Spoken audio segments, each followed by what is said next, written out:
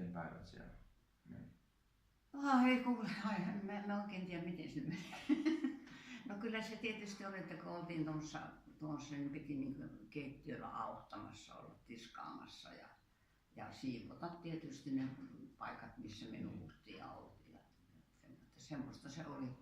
Ja sitten tietysti kun mä siirryin sinne Elspyyhyn, niin karjaa hoitaa, niin siellähän oli karjanhoito. Se oli aika rankkaa. Että siinä piti aamun ilman käydä 6 kilometriä. Että kunto pysyi kyllä hyvä.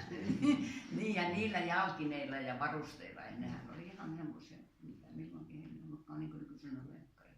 Niin. Koko perhe oli karjaa? Ei. Jaettiinko teitä silleen? Se oli niin, että äiti jäi 2 nuoremman ja mummon kanssa tänne, mistä minä muutin pois sieltä Oneesista. Niin minä menin sinne Elspyyhyn ja siellä oli isä ja yksi sisko. Joo.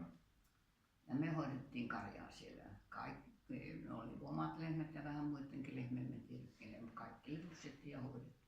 Niin oli evakkojen lehmiä?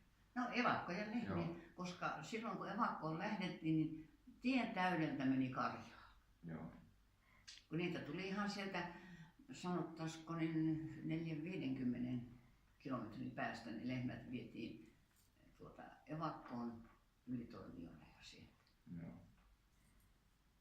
Aika rankkaa. Aika rankkaa teistä. Mm-hmm.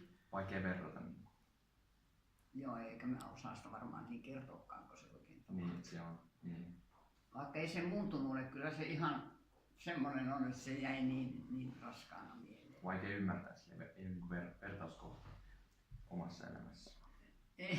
Eikä tarvitse ollakaan, parempi on kuin ei olekaan. Kyllä se niin rankkaa, ja jos olisi ollut, sanotaan vaikka 20, niin se olisi ollut paljon helpompi. Niin olisi, kun sä olet 14 vuotta. Niin.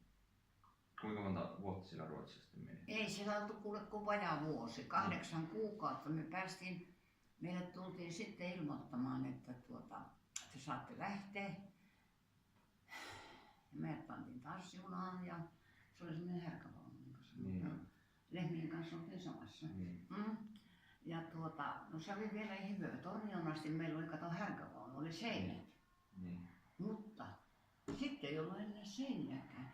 Miksikään niitä sanotaan semmoisia junavaunuja? En tiedä. Onko jotain? Niin. En mä tiedä.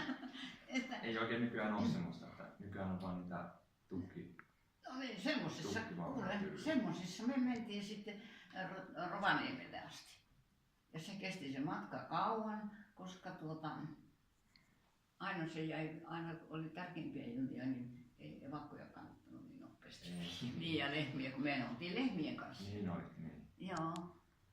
Ja joka asemalla, kun se pysähtyi, niin oli ihmisiä, että onko maitoa. Mielestäni menkää lypsämään ja me jaksetaan lypsää.